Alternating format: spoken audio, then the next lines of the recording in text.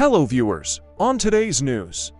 The United Nations High Commissioner for Human Rights deplored persistent and systematic attempts to undermine the outcome of Guatemala's elections and called for the will of voters to be upheld after public prosecutors moved to overturn President-elect Bernardo Arévalo's victory on Saturday. Volker Turk, the UN's human rights chief, noted that Friday's announcements aimed at nullifying the outcome of the general elections and questioning the constitution and existence of the Movimiento Semilla party are extremely disturbing.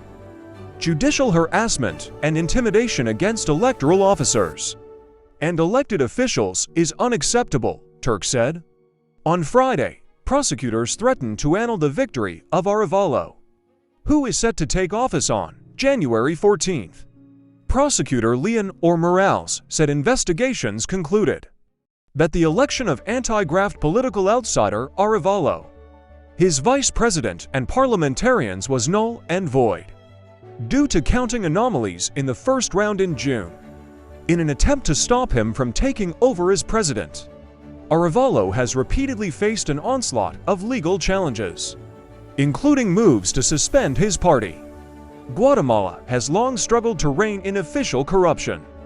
The International Commission Against Impunity in Guatemala, CICIG, a UN-backed body, found itself abruptly shuttered in 2021 after then-President Jimmy Morales accused it of illegal acts.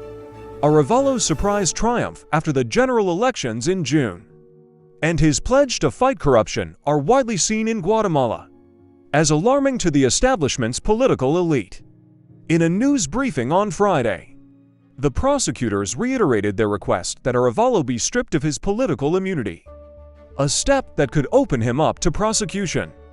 They accused him of improperly gathering signatures for his presidential campaign, as well as mishandling political funds. But after the prosecutor's office sought to annul the election results amid accusations of an attempted coup, Guatemala's electoral court on Friday insisted the results were unchangeable. Blanca Alfaro, the head of the Supreme Election Tribunal, affirmed that Arévalo and his vice president, Karen Herrera, would take office as planned. At this moment, there is no way that the Supreme Electoral Tribunal is going to repeat the elections. Protests have also broken out across the country to uphold the results. It is encouraging that, despite the long list of judicial and political actions taken by some authorities, which clearly undermine the integrity of the electoral process and breach the rule of law and democracy, people have been standing up for their rights.